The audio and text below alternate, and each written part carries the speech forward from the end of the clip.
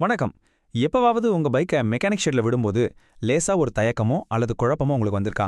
அதாவது மெக்கானிக் கிட்ட எதை செக் பண்ண சொல்றது, வண்டியில என்னென்ன வேலை பார்க்கணும் அப்படின்னு சரியா தெரியாம யோசிச்சிருப்போம் இல்லையா? கவலையே படாதீங்க, பலருக்கும் இந்த சந்தேகம் இருக்கு. அதை தீர்க்க தான் இன்னைக்கு இந்த விளக்க தொகுப்பை பார்க்க போறோம். இது உங்க பைக்கோட பராமரிப்பு பத்தின ஒரு முழுமையான தெளிவை உங்களுக்கு கொடுக்கும். இதை தெரிஞ்சுக்கிட்டா இனி நீங்களே ரொம்ப கான்ஃபிடென்ட்டா உங்க பைக்கை பராமரிக்க முடியும். சரி வாங்க, நேரா விஷயத்துக்கு போவோம். சரியான சர்வீஸ், பாதுகாப்பான பயணம். இது ஏதோ சும்மா சொல்ற கவர்ச்சியான வார்த்தை கிடையாதுங்க. பைக் மெயின்டெனன்ஸ் அப்படிங்கிறது ஏதோ கடமைக்காக செய்யற ஒரு சலிப்பான வேலைன்னு பலரும் நினைக்கிறாங்க. ஆனா அது உங்களுடைய பாதுகாப்பை உறுதி செய்யற மிக முக்கியமான ஒரு விஷயம். சரியான முறையில பராமரிக்கப்படுற ஒரு பைக் உங்க பயணத்தை ஸ்மூத்தா மாத்துறது மட்டும் இல்லாம ரோட்ல உங்க உசுரையும் காப்பாத்துற ஒரு கேடயமா செயல்படுது.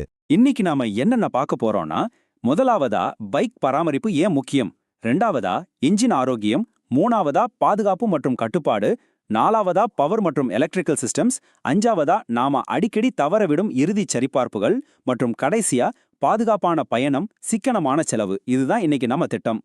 சரி, முதல்ல பகுதி 1, இன்ஜினின் ஆரோக்கியம். இதுதான் ஒரு பைக்கோட இதயம்னு சொல்லலாம். மெக்கானிக்கல் விஷயங்கள் சொன்னோனே பயந்துராதீங்க. பைக்கை நம்ம மனித உடலோட கொஞ்சம் ஒப்பிட்டு பார்ப்போம்.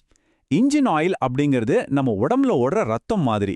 அதோட அளவும் சரி, தடிமனும் சரி ரொம்ப பர்ஃபெக்டா இருக்கணும். தேவைப்பட்ட உடனே மாத்திரணும். அதே போல ஏர் ஃபில்டர் பைக்கோட நுரையீரல் மாதிரி. அதுல எந்த அடைப்பும் இல்லாம சுத்தமா இருந்தாதான் இன்ஜினுக்கு தேவையான காத்து தடை இல்லாம போகும். அதோட சேர்த்து ஸ்பார்க் பிளக்ல இருக்கிற கார்பன் படிவுகளை சுத்தம் செய்யறதும், கூலண்ட் அளவை சரியா செக் பண்ணி எங்கேயும் லீக்கேஜ் இல்லாம பாத்துக்கிறதும் இன்ஜின் ஸ்மூத்தா வேலை செய்ய ரொம்ப ரொம்ப அவசியம். அடுத்து பகுதி 2, பாதுகாப்பு மற்றும் கட்டுப்பாடு. இது நேரடியா நம்ம உயிர் பாதுகாப்போட சம்பந்தப்பட்டது. இன்ஜின் பகுதியை முடிச்சிட்டோம்.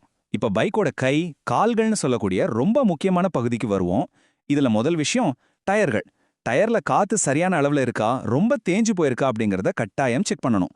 ரெண்டாவது விஷயம் பிரேக். அவசர நேரத்துல நம்ம காப்பாத்துறதே இதுதாங்க. அதனால பிரேக் பேட், டிஸ்க், அப்புறம் பிரேக் ஆயில் லெவல், இது எல்லாத்தையும் நிச்சயமா கவனிச்சாகணும். மூணாவது சஸ்பென்ஷன். சஸ்பென்ஷன் அப்படிங்கிறது பைக்கோட முழங்கால்கள் மாதிரி. ரோட்ல இருக்கிற மேடு பள்ளங்களோட அதிர்வுகளை அதுதான் தாங்கிக்குது. இதுல ஏதாவது ஆயில் லீக்கேஜ் இருக்கான்னு தவறாம செக் பண்ணிக்கணும். இதோட சேர்த்து நாம கவனிக்க வேண்டிய இன்னொரு முக்கியமான விஷயம் செயின் மற்றும் ஸ்ப்ராக்கெட். இன்ஜின்ல உருவாகிற பவரை சக்கரத்துக்கு கொண்டு போறதே இந்த செயின் தாங்க. அது சரியான அளவுல டைட்டா இருக்கணும். அதே சமயம் நல்ல லூப்ரிகேட் செய்யப்பட்டிருக்கணும். இதுல ஏதாவது குறை இருந்தா உங்க பைக்கோட ஸ்பீடு குறையறதோட மட்டும் இல்லாம உங்க பயணமும் ரொம்ப ஹார்டா மாறிடும். இப்ப பகுதி 3க்கு வருவோம். பவர் மற்றும் எலக்ட்ரிக்கல் சிஸ்டம்ஸ். இது பைக்கோட நரம்பு மண்டலம்னு சொல்லலாம். இங்க நாம 2 முக்கியமான எலக்ட்ரிக்கல் விஷயங்களை கவனிக்கணும். ஒரு பைக் ஒரே செல்ஃப்ல ஈஸியா ஸ்டார்ட் ஆகுறதுக்கு பேட்டரியோட வோல்டேஜ், சார்ஜிங் லெவல், அப்புறம் அதோட டெர்மினல்ஸ்ல எந்த துருவும் இல்லாம சுத்தமா இருக்க வேண்டியது ரொம்ப முக்கியம். இன்னொரு பக்கம் விளக்குகள் மற்றும் இண்டிகேட்டர்கள்.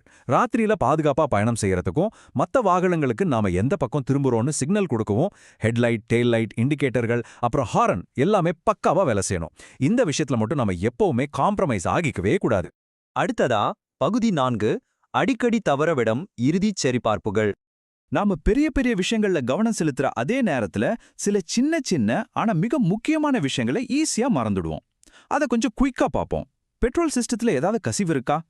கிளட்ச் அப்புறம் த்ராட்டில் கேபிள்ஸ் ஃப்ரீயா ரொம்ப ஸ்மூத்தா வேலை செய்யுதா?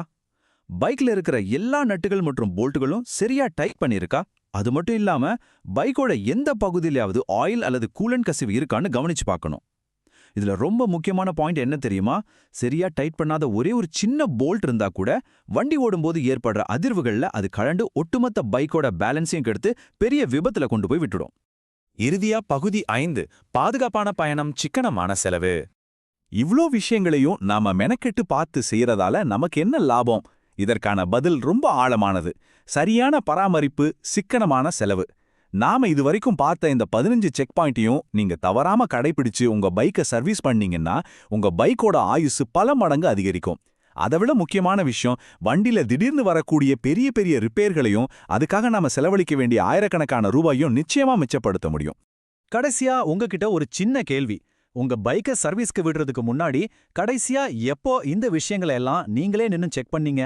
அடுத்த முறை உங்க பைக்கோட சாவிய மெக்கானிக் கிட்ட கொடுக்கும்போது இந்த விஷயங்களை எல்லாம் நீங்களே ஒரு முறை கேட்டு உறுதி செஞ்சுப்பீங்கன்னு நம்புறேன். ஏன்னா பாதுகாப்பு உங்க கையில, எதிர்காலம் உங்க பைக்ல. இனிமேல் நீங்க பைக் சர்வீஸ் பண்ண போகும்போது சும்மா ஓரமா நிக்காம உங்க பைக்கிற்கு என்னென்ன தேவைங்கிறத நல்லா தெரிஞ்சுக்கிட்டு ஒரு கெத்தான ரைடரா இருப்பீங்கன்னு நினைக்கிறேன். இதே போல இன்னொரு சுவாரஸ்யமான விளக்க தொகுப்புல நம்ம மீண்டும் சந்திப்போம். பாதுகாப்பா பயணம் செய்யுங்க.